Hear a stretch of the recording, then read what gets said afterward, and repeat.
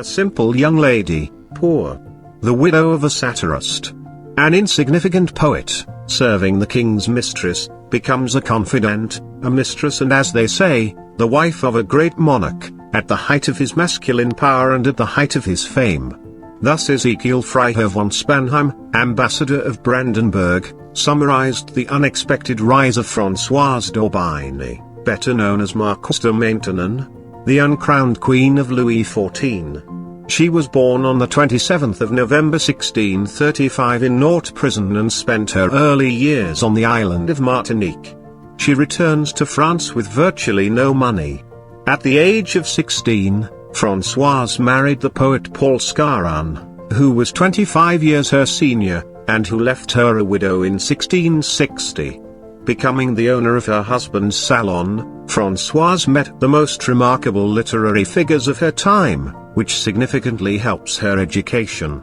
She also visits the fashion salons Hôtel de Richelieu and Hôtel d'Alba, where she is appreciated for her charming flirtation, her culture, and her cheerful character. Around this time she became friends with Madame de Maintenon. In the spring of 1669, the latter offered to Francoise to take care of her first child by the king.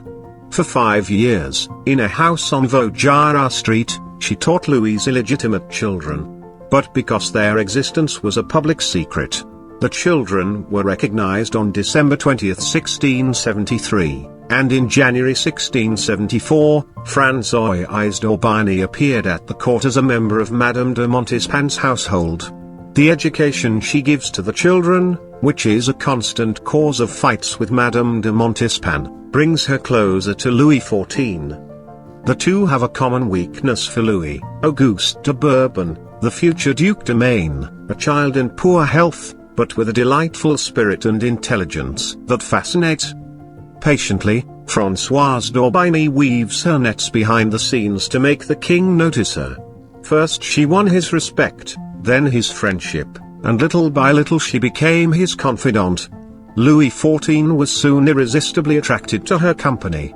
At some point, probably around 1674, he said, "Madame de Maintenon knows how to love. There would be great pleasure in being loved by her." He probably asked her to become his mistress at that time. Though she later claimed she didn't yield to his advances, nothing is so clever as to conduct one's self irreproachably. The king spent much of his spare time with the royal governess by the late 1670s, discussing politics, economics, and religion. Furthermore, the one that the court called Madame de Maintenon received numerous benefits, a castle and the title of Marquise de Maintenon. From 1679 onward, the king's favor increased, especially after the affair with the poisons, when he realized that he was a toy in the hands of Madame de Maintenon. In January 1680, when the king's children reached their maturity and a mentor was appointed, she became the court lady of Dauphin's young wife, an important position given only to ladies of high noble birth.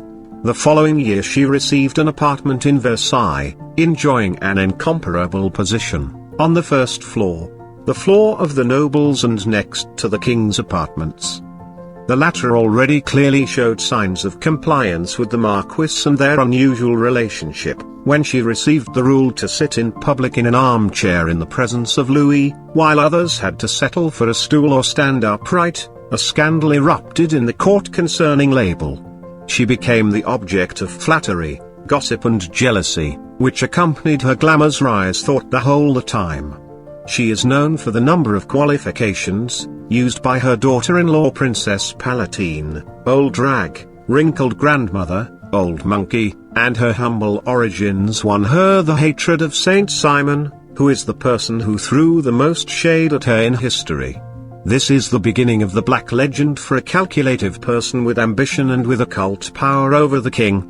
On the night of October the 9th to the 10th, 1683, just a few weeks after the death of Queen Marie III's, Louis XIV married the Marquise de Maintenon, refusing to enter into a new politically justified marriage. As a result of transformation, the king felt that he must end sin and marry what he called your firmness. Known to all, this morganic marriage was never officially announced. The Marquis de Maintenon never received the title or the advantages of the Queen of France, but only an official position in the court.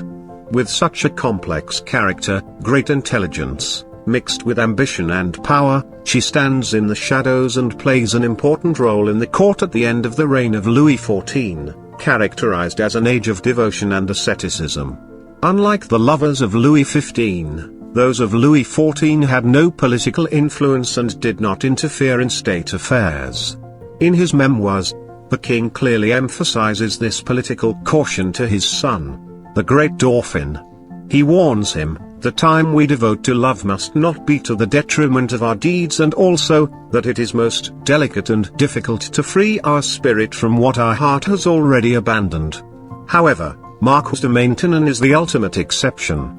She had a considerable political influence and was regarded as the next most influential person after the king. Furthermore, as strongly religious person, Madame de Maintenon had a strong influence on her husband, who no longer had open mistresses and band operas during Lent. What do you think?